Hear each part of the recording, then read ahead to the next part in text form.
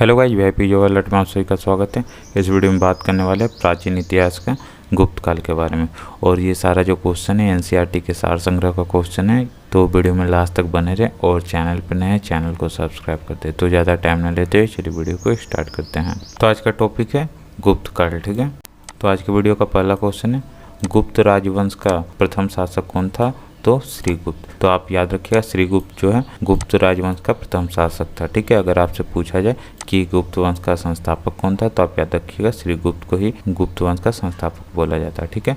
नगरों का क्रमिक पतन किस एक काल की महत्वपूर्ण विशेषता थी? तो गुप्त काल की, ठीक है। प्राचीन भारत में किस वंश का शासनकाल स्वर्णयुग कहा जाता है? तो गुप्त वंश, ठीक है। तो आप याद रखिएगा, अगर आपसे पूछा जाए प्राचीन भारत में किस वंश को स्वर्ण युग कहा जाता है, तो गुप्त वंश को, ठीक है। गुप्त वंश ने किस अवधि तक शासन किया? तो 275 से 550 ईस्वी तक। तो आप याद रखिएगा, गुप्त वंश का कार्यकाल कब से कब तक था? तो 275 से 550 ईस्वी तक, ठीक है।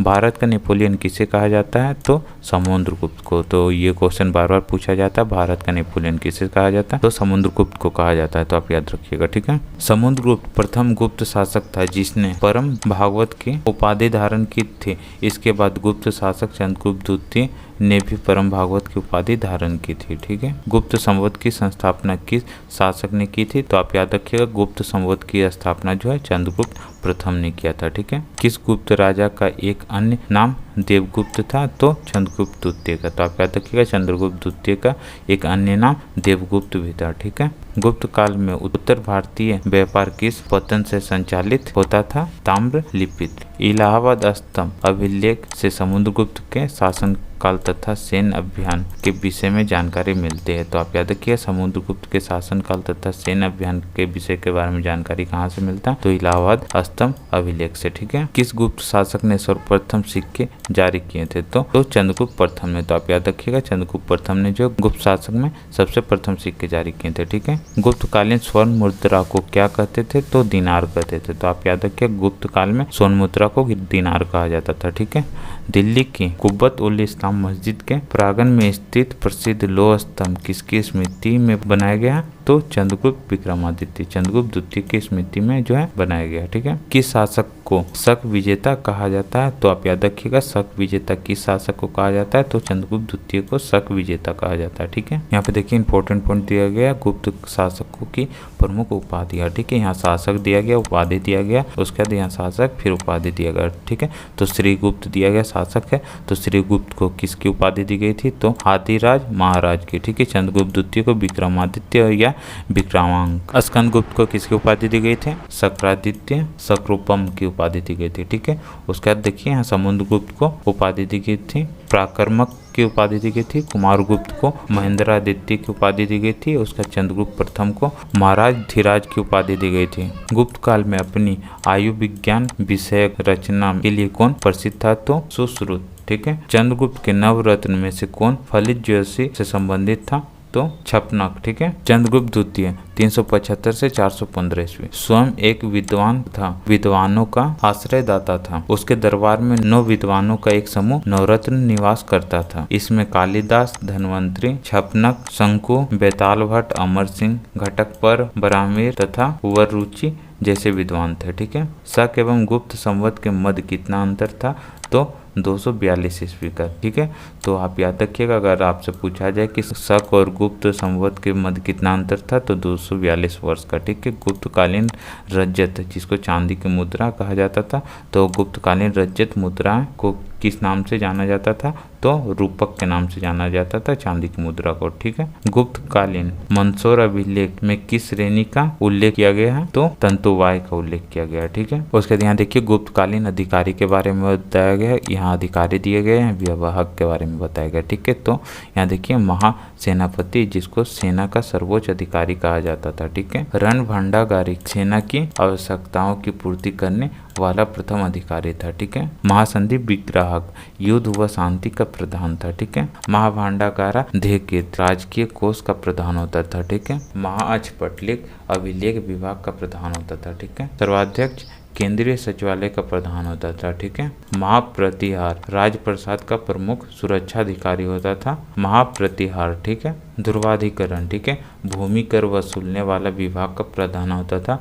ध्रुवाधिकरण, ठीक है। अग्रहारिक दान विभाग का प्रधान होता था। ठीक है। महाबलाधिकृत सेना का सेनापति सर्वोच्च अधिकारी होता था। ठीक है। महादंड नायक न्यायाधीश होता था। ठीक है। दंडपाशिक पुलिस विभाग का सर्वोच्च अधिकारी को होता था दंडपाशिक। ठीक है। विनय स्थिति स्थापक शिक्षा अधिकारी होता था। ठीक है। यहाँ पे देखिए इंपॉर्टेंट पॉइंट दिया गया, मध्य प्रदेश के रीवा जिले में स्थित सुपिया का लेख में गुप्त वंश को घटोत्कच वंश कहा गया है। ठीक है। गुप्त काल की कृषि व्यवस्था की महत्वपूर्ण लक्षण क्या थी? तो सामंतवाद का प्रारंभ। ठीक है। यहाँ देखिए गुप्तकालीन भू वर्गीकरण दिया गया। ठीक है। तो यहाँ पे देखिए क्षेत्र किसको कहते थे? तो खेती करने योग्य भूमि को क्षेत्र कहा जाता था। ठीक है।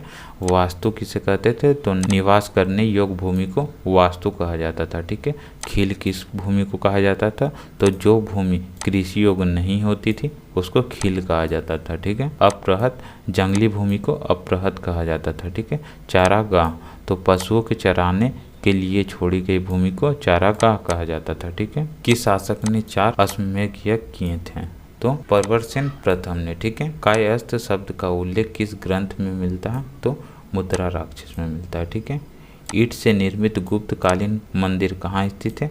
तो आप याद रखिएगा बिठूर कानपुर में स्थित है। कुमारगुप्त के समय में ही मध्य भारत में रजत सिक्कों का प्रचलन हुआ। उसने महेंद्रादित्य की उपाधि धारण की थी। नालंदा विश्वविद्यालय की स्थापना कुमारगुप्त के शासनकाल में की गई थी। तो अगर आपसे पूछा जाए कि नालंदा विश्वविद्यालय का स्थापना किस शासनकाल में किया गया था, तो आप याद रखिएगा नालंदा विश्वविद्यालय का जो स्थापना हुआ था वो कुमारगुप्त के शासनकाल में किया गया था। ठीक है। गुप्त काल में पैठन की प्रसिद्धि का क्या कारण था? तो व्यापारिक मंडी। ठीक है। शतरंज का खेल भारत में गुप्त काल के दौरान प्रारंभ हुआ था। तो आप याद रखिएगा अगर आपसे पूछा जाए कि भारत में जो है शतरंज का खेल किस के शासनकाल में स्टार्ट हुआ था, तो गुप्त शासनकाल में स्टार्ट हुआ था। ठीक है। गुप्त काल में ही जो शतरंज खेल का शुरुआत हुआ था। ठीक है। यहाँ इसे चतुरंग के नाम से जाना जाता था। भारत में यह ईरान एवं तत्पश्चात यूरोप पहुंचा। ठीक है। गुप्त काल में किस बंदरगाह से दक्षिण पूर्वी एशियाई राष्ट्रों को जहाज रवाना होती थी? तो ताम्रलिप्ति। ठीक है। किस चीनी यात्री ने गुप्त काल में भारत की दशा का वर्णन किया है? तो फाहियान ने। तो आप याद रखिएगा अगर आपसे पूछा जाए कि किस चीनी यात्री ने गुप्तकालीन भारत की दशा का वर्णन किया है, तो फाहियान ने किया है। ठीक है। भारत हिंदू देवी देवताओं को समर्पित सबसे प्राचीन मंदिर किसके काल का है? तो गुप्त काल का है। ठीक है। सती प्रथा का प्रथम अभिलेख साक्ष्य एरन से प्राप्त हुआ है। तो अगर आपसे पूछा जाए कि सती प्रथा का प्रथम साक्ष्य कहाँ से प्राप्त हुआ है, तो आप याद रखिएगा एरन अभिलेख से प्राप्त हुआ है। ठीक है। यह अभिलेख 510 ईस्वी का है, जिसमें गोपराज नामक सेनापति की स्त्री के सती होने का उल्लेख है। ठीक है। गुप्त काल में चीन से भारत में किस वस्तु का आयात किया जाता था? तो रेशमी कपड़े का। ठीक है। गणराज्यों के अंत के लिए कौन उत्तरदायी था? समुद्रगुप्त। ठीक है। गुप्त काल का प्रसिद्ध खगोल शास्त्री था? तो आर्यभट्ट। तो अगर आपसे पूछा जाए कि आर्यभट्ट किस काल से संबंधित है, तो गुप्त काल से संबंधित है। गुप्त काल का प्रसिद्ध खगोल शास्त्री था कौन? तो आर्यभट्ट। ठीक है। गुप्तकालीन चित्रकला का उत्कृष्टतम रूप मिलता है तो अजंता में। ठीक है। विशाख दत्त नाटक देवी चंद्र गुप्तम में उल्लेख मिलता है कि चंद्रगुप्त द्वितीय ने अपने बड़े भाई रामगुप्त की हत्या की। ठीक है। किसके स्वर्ण सिक्के में हीन मिलावट धातु का प्रतिशत सर्वाधिक है? तो स्कंदगुप्त के। ठीक है। गुप्त काल में लिखित संस्कृत नाटकों में स्त्री और शूद्रों के संवाद किस भाषा में है? तो प्राकृत। ठीक है। गुप्त वंश का अंतिम शासक कौन था? तो विष्णुगुप्त। ये भी क्वेश्चन बार बार रिपीट होता है, तो आप याद रखिएगा कि गुप्त वंश का अंतिम शासक कौन है? तो विष्णुगुप्त है। ठीक है। चंद्रगुप्त द्वितीय विक्रमादित्य को किस कारण से सकारी कहा गया? तो शकों पर विजय के कारण उसे सकारी कहा गया। ठीक है। किस अभिलेख में समुद्रगुप्त को लिच्छवी दोहित्र बताया गया है? तो प्रयाग अभिलेख में। ठीक है। हुनों ने स्कंदगुप्त के शासन काल में आक्रमण किया था। इसमें स्कंदगुप्त ने हुनों पर विजय प्राप्त की थी। ठीक है। गुप्त काल में श्रेणियों की सबसे बड़ी संस्था जिसकी शिल्प श्रेणियां सदस्य थी वो क्या कहा जाता था? तो निगम कहा जाता था। ठीक है। अग्रहार से क्या तात्पर्य था, तो ब्राह्मणों को दिए जाने वाला भूमिदान। ठीक है। विदिशा के पास उदयगिरी बुद्ध गुफाओं का निर्माण किस काल में हुआ, तो गुप्त काल में हुआ। ठीक है। वारा गुफा का निर्माण किस देवता के सम्मान में करवाया गया था, तो भगवान विष्णु के सम्मान में कराया गया था। ठीक है। अब यहाँ पे देखिए गुप्त साम्राज्य के समकालीन राजवंश दिया गया, यहाँ राजवंश दिया गया, स्थापना है और यहाँ संस्थापक है। ठीक है। वाकाटक राजवंश। ठीक है। इसका स्थापना हुआ था 255 ईस्वी 330 ईस्वी। ठीक है। संस्थापक कौन था, तो विंध्य शक्ति सर्वसेन। ठीक है। नाग राजवंश, इसके संस्थापना कब हुआ था, तो 305 ईस्वी में। ठीक है। संस्थापक कौन थे, भवनाग थे। ठीक है। त्रिकूटक राजवंश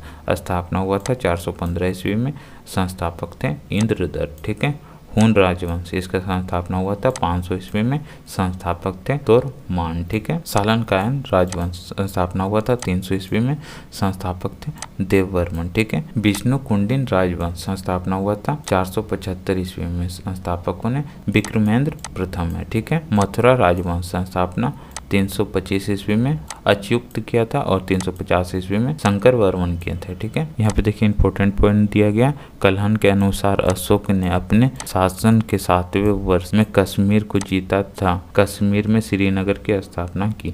तो अगर आपसे पूछा जाए श्रीनगर का स्थापना किसने किया, तो आप याद रखिएगा अशोक ने किया था। ठीक है। तो आज के वीडियो में इतना ही। अगर वीडियो पसंद आए तो लाइक करें और चैनल पर नए चैनल को सब्सक्राइब करें। तो चलिए नेक्स्ट वीडियो में मिलते हैं।